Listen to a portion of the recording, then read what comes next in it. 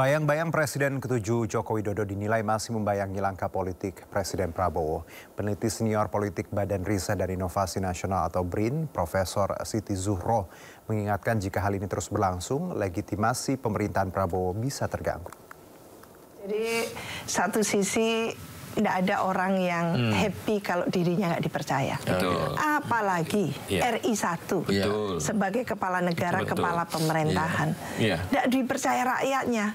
Ini adalah bukan sakit, malah petaka. Malah petaka. Delegitimasi. Tidak legitimate. Wah, itu sangat bahaya itu. Maka Pak Prabowo sebagai presiden mengatakan, percayalah ke saya. Saya ingin memajukan Indonesia, kan sebetulnya itu. Dan baru sadar, demo ini sudah berubah menjadi anarkis, gitu ya. Siapa yang melakukan ini? Nah, sebagai presiden yang sudah malang melintang backgroundnya sebagai tentara, pasti mencium gitu ya, bau ada mungkin tidak sekedar demonstrasi dan protes, ada imbuhan-imbuhannya yang saya tidak ahli memberikan makna imbuhan-imbuhan tadi itu ya. Kalau menurut saya lah itu yang ingin dikejar oleh presiden, maka mau tidak mau, suka tidak suka, Pak Prabowo harus mendengarkan suara yang sejatinya dari masyarakat itu. Maka harus mengabulkan, mengakomodasi. Jadi kalau memang orang-orang di kementerian yang disebut sebagai telah melukai hati rakyat, telah menimbulkan satu tadi itu katakan pendapat opini yang jadi negatif dan itu berdampak terhadap kabinet Pak Prabowo ini kan gitu, maka dia mulai menyisir sekarang. Meskipun kalau melihat baru diganti sehari gitu ya, Kementerian Keuangan ini sudah seperti ini gitu ya. Apakah sudah tepat? Maka seharusnya Pak Prabowo ini punya kriteria, satu variabel indikator untuk menentukan yang duduk menjadi pembantunya ini, baik itu menteri maupun wakil menteri. Jadi bukan karena bisikan-bisikan dan sebagainya, buat aja indikatornya. Variabel indikator kriteria tadi itu supaya memenuhi secara utuh persyaratan dan loyalitas kepada Pak Prabowo, karena memang harus itu syaratnya. Tidak mungkin Pak Prabowo merekrut orang yang justru akan menampar dirinya. Lah kalau salah menampar dirinya kan itu. Betul. Wajahnya Pak Presiden yang kena. Jadi tidak menerjemahkan visi misi programnya 8 Ascacita program Ascacita tadi itu menjadi cuman slogan, jargon, kosong gitu kan. Lah ini yang harus diyakinkan. Maka kita ingin mendengar dari Pak Prabowo itu apa kriteria untuk menjadi menteri, selain nanti akan diberikan pembekalan di Magelang gitu ya. Nah ini kan belum ada pembekalan. Memang itu pertanyaan saya. Jadi kalau ada reshuffle, apakah yang menggantikan itu juga akan dimagelangkan? Nah kalau enggak, apa dampaknya kan gitu? Harusnya sama gitu. Kalau sedikit-sedikit yang di reshuffle, memang resikonya lalu tidak dimagelangkan kan gitu, langsung kerja. Pembekalan kapan kan gitu? Berarti kan tidak sama gitu. Nah ini juga harus diperbaiki kalau menurut saya. Kalau sampai tidak dimagelangkan, maka kriteria tadi itu harus rigid, harus serius sekali. Jadi jangan meleset lagi, nanti bongkar pasang kabinet, dan itu menunjukkan tidak profesional gitu ya. Nanti situasi polkamnya kena dampak lagi. Betul. Jadi posisi-posisi strategis yang harus diduduki. Kalau mungkin dulu skala saya selalu rajin gitu ya. Kalau akan ada pergantian kabinet itu, kriteria itu saya sampaikan bahwa untuk posisi strategis dan kunci, dan itu akan mengelola duit uang besar, itu sebagusnya tidak untuk partai politik. Jadi kayak Kementerian Keuangan gitu ya, dan kementerian tertentu yang memang inti untuk NKRI itu jangan ke partai dulu gitu kan. Karena apa? Karena komitmennya harus tinggi gitu ya. Dan tidak ada backing kalau ke partai kan sulit gitu ya untuk mereshuffle dan sebagainya, kecuali diganti oleh kader dari partai yang sama.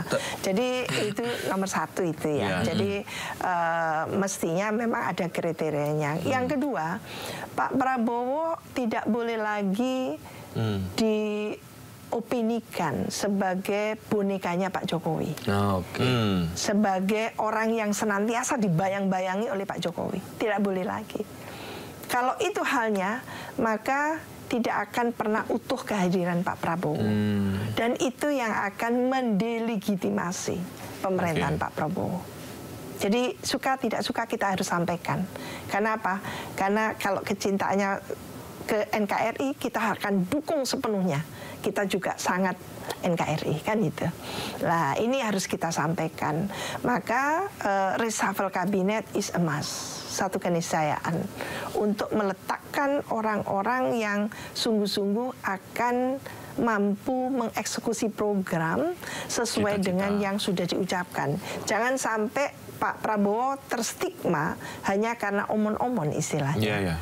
Jadi kemarin kan ada penilaian. Ini mau sudah 10 bulan, mau 1 tahun. Satu televisi menilai kan gitu. Kaget juga saya, dinilai 4. Gitu ya. Kalau yang dari Gerindra nilai 9,5 wajar gitu. Tapi orang lain menilai 4. Dari KPK menilai, mantan KPK gitu, menilai masih 7 gitu. Saya menilai 7 kan gitu. Ada yang menilai 8 gitu, pakar hukum. Nah, saya 7 karena saya masih optimis dengan apa yang disampaikan oleh Pak Prabowo. Ketegaran dia, ketegasan dia, kepemimpinannya dan sebagainya. Kita tidak pernah mendengarkan ucapan-ucapan eksplisit se-frankly ini, setajam ini yang disampaikan oleh seorang presiden. Saya katakan itu. Tapi 4 tadi menjadi rasional ketika ternyata pembantunya tidak mengeksekusi isu. Saya bilang gitu. Lah, ini bedanya tadi itu untuk menjelaskan. 7 untuk Pak Prabowo, tapi 4 untuk para pembantunya yang nggak mampu mengeksekusi itu. Ditunggu sampai 10 bulan ngapain? Itu jadi itu antara lain. Berarti artinya reshuffle kemarin sekaligus menjawab itu, kan banyak kita yang ngobrol sama ini kan, Pak Prabowo itu kalau pas di podium di acara menggebu tapi begitu selesai dari itu di bawahnya nggak jalan. Ini mungkin reshuffle salah satu itu yang menjawab itu ya, ini nggak jalan, udahlah daripada nunggu lama gitu. Betul. Tapi ini kan Indonesia ya. Kita membumi lagi ke Indonesia. Di Indonesia ini kan ada model politik harmoni. Jadi menjaga itu yang dilakukan oleh Presiden SBY dulu. Bagaimana menjaga harmoni supaya tidak terjadi konflik tajam, dan biasanya kalau setajam itu langsung cooling down gitu. Dalam politik harmoni gitu. Jadi kekhasan Indonesia memang seperti itu. Maka sekarang kan agak ewo-pekewo gitu ya. Tapi ewo-pekewo dalam politik ini menyesatkan menurut saya. Sangat menyesatkan. Bukan peradaban, ini tidak ada urusan dengan peradaban. Ewo-pekewo politik artinya kita semua tersesat. Karena lalu tidak tegas, kita relaktan, segen gitu kan. Padahal Pak Prabowo itu cuma dikasih 5 tahun. Ini sudah mau 1 tahun. 1 tahun. Menjelang 1 tahun. Berarti tinggal 4 tahun lagi. Padahal tidak akan 4 tahun, cuma 3 tahun. Karena tahun terakhir itu untuk pemilu. Nah itu. Maka hitung itu baik-baik gitu kan. Kalau menurut saya, the sooner the better.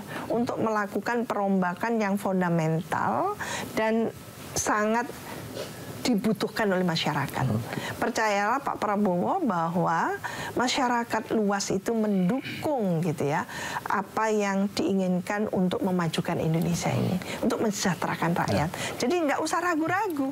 Kalau ada elit yang tidak mendukung seperti itu, katakan supaya kita tembakin bareng-bareng kan gitu. Kita sorot tajam bareng-bareng kan gitu. Oh ini toh biangnya yang nggak setuju kita sejahtera kan gitu.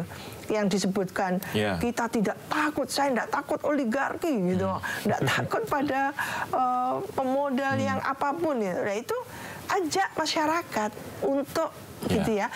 Perasaan Pak Prabowo yang menghadapi seperti itu, ajak masyarakat. Karena memang Pak Prabowo dipilih rakyat kok, langsung kan gitu. Jangan sendiri, kalau sendiri yang terjadi adalah nanti rumor, di bawah ini rumor. Oh ternyata dia nggak berani, ternyata memang dikendalikan, ternyata boneka, capek kita mendengarnya gitu loh. Itu sebetulnya. Jadi Mbak Wiwi, tadi menarik tuh, ewoh pekewoh itu budaya, tapi sisi lain kalau diterapkan dalam politik jadi bencana. Nah, apakah bagian dari, mungkin apakah perlu misalnya, silahkan yang mau menilai, misalnya Pak Prabowo, saya membayangkannya, silahkan yang mau menilai pemerintahan saya, mau mengkritik silahkan. Itu, apakah itu bentuk bahwa sebenarnya kita itu perlu oposisi? Seperti yang di negara-negara yang sudah maju, yang sudah mapan, begitu dia sudah merasa pemerintahannya sudah tidak didukung oleh parlemen, berarti dia harus mundur gitu ya.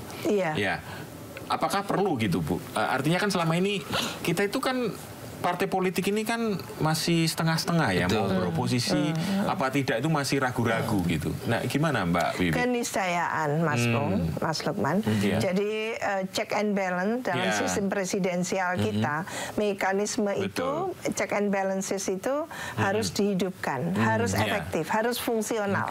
Jadi karena apa?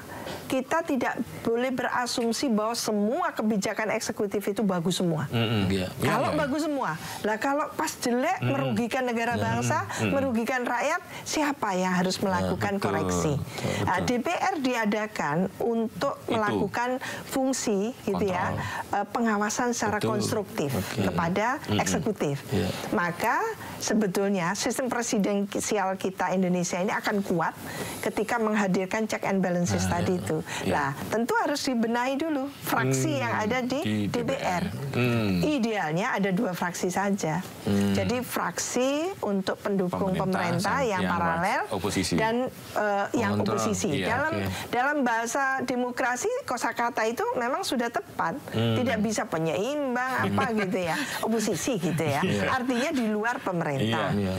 Kerjanya apa? Untuk memberikan masukan secara kritis gitu loh.